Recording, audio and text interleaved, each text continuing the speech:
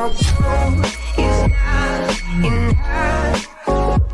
good, YouTube? Welcome back to my channel. It's your boy Terrence, YouTube's news reporter.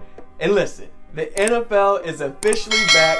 Who would have thought we have the NFL and the NBA happening at the same time? Out of all the negatives with COVID-19, this is the one positive where we have both sports happening at the same time. So today, guys, I want to give you guys my NFL 2020 predictions on who's going to finish on the top of their conference. Who's going to finish at the top of their conference, and also my 2020 Super Bowl predictions. So, guys, I got my notebook. I'm going to give you guys my predictions. I had to write everything down because we haven't seen anyone play, so we don't know if anyone's actually good, sluggish, or what. We just really going off paper. So I had to write some things down. So let's start first with the AFC East. At number 4, we got the New York Jets, because the Jets are just simply a disgrace. They're really not that good.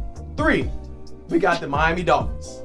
2, the New England Patriots. And number 1, the Buffalo Bills. Now, I went with the Buffalo Bills because they have a lot of new offensive weapons. They have the addition of Stephon Diggs, and QB Josh Allen is going into his 3rd year, so he doesn't have the rookie year, his sophomore woes. Allen has no excuse because he's going into his 3rd year, so I'm curious to really see what the Buffalo Bills are going to do. So I'm picking them number 1 for this division. I picked the New England Patriots at number 2 because simply I'm just not sold on Cam Newton. Now I know Cam Newton replaced Tom Brady, but I'm just not sold on Cam. Like, Cam is a good player, but what we saw last year, I'm just not sold on Cam. But Cam says he's ready this season. We're going to see. At the end of the day, he's being coached by a legendary coach in Bill Belichick. So I'm pretty sure he's going to get Cam right. If he doesn't, trust and believe, Bill, he going to put his foot in his behind. Now, moving on to the AFC North.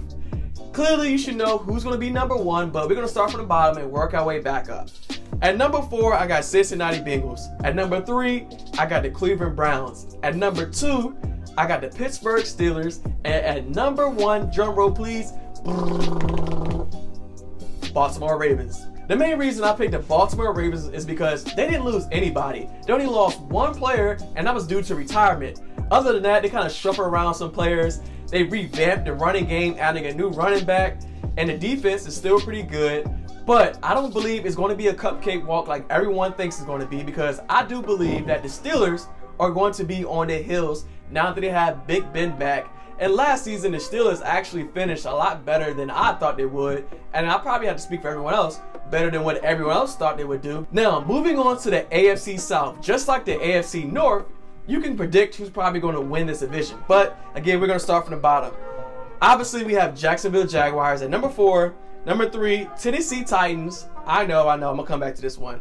Number 2, Indianapolis Colts. And number 1, the Houston Texans. The only reason I picked them at number 1, and I mean the only reason, is because of Deshaun Watson.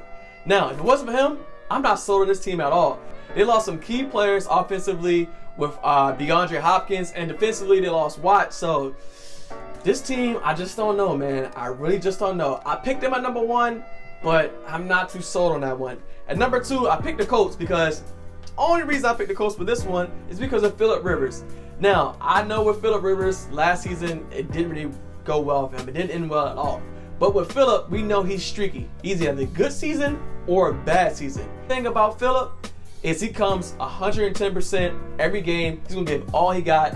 Regardless, he may throw 3 picks, but he's still going to sling that rock. Now, let's move on to the AFC West. At number 4, I have the Las Vegas Raiders, which still sounds weird saying that. The Las Vegas Raiders at number 4. At number 3, I have the Denver Broncos. At number 2, I have the Los Angeles Chargers. And number 1, obviously, Kansas City Chiefs. I had to pick them at number 1. They're the reigning Super Bowl champs.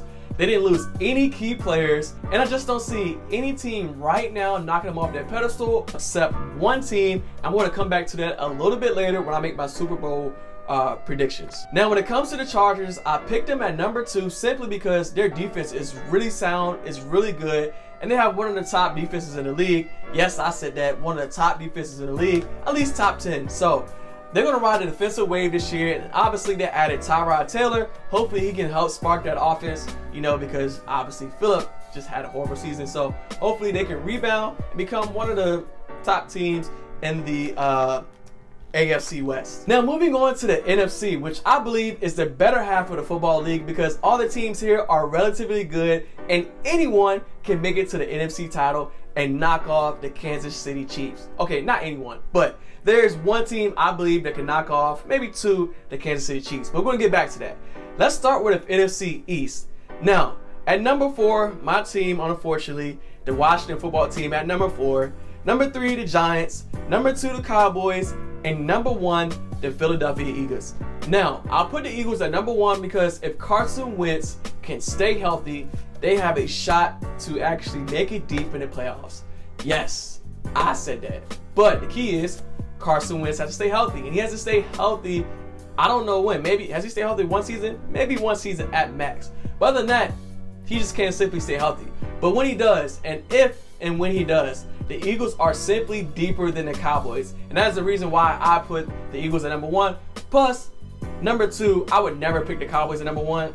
I am a Washington football team, since we have no name. I'm a Washington fan, and I would never put the Cowboys at number 1. No matter how good they are. Never. Never.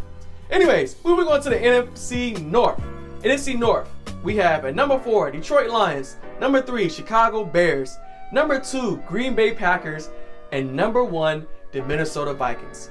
Now, I picked the Minnesota Vikings because offensively, I feel like the Vikings are better than Green Bay. 2, Green Bay simply hasn't done anything in the offseason. Yes, they have Aaron Rodgers, but they haven't picked up anybody. They haven't gotten better. Now, the NFC South. At number 4, I got Carolina Panthers. At number 3, I got Atlanta Falcons. At number 2, I got New Orleans Saints. And number 1, clearly, I got the Bucs. Tom Brady has a lot of weapons with the Bucs, from the running back to receiver to tight ends. Offensively, this team is extremely good. And on defense, they have the number 1 rush defense. Overall, this team is built to win a division title and to compete for a Super Bowl championship. So, this team is a team to watch out for. Now, number 2, the New Orleans Saints. Yes, I know that I put them at number 2. They should be at number 1. You're like, Terrence, what are you doing? They've been winning the division for the past couple of years. I know, but listen, every dynasty, every good thing must come to an end. And I feel like this is the year where things are going to come to the end for the New Orleans Saints. And Drew Brees, he's just keep knocking on the door, knocking on the door, knocking on the door of retirement. And I feel like if he doesn't get things right this year, he's going to retire. So that's why I kind of put them at number 2. Granted, they could go number 1. It could go. It all depends, again, with people staying healthy. Now, moving on to the NFC West. At number 4, I put the Arizona Cardinals. At number 3, I put the Los Angeles Rams. At number 2, I put for the 49ers. And at number 1, I put the Seattle Seahawks. Now, I picked the Seattle Seahawks at number 1 because this team is very well balanced this season. From run, to pass, to defensively. I mean, they're looking like the team that went to the Super Bowl. They have Greg Olsen now. They have a lot of key receivers. Their running game is back. Defensively, they're good. This team is really well balanced, man. And I'm telling y'all, they're going to go deep in the playoffs. Real deep.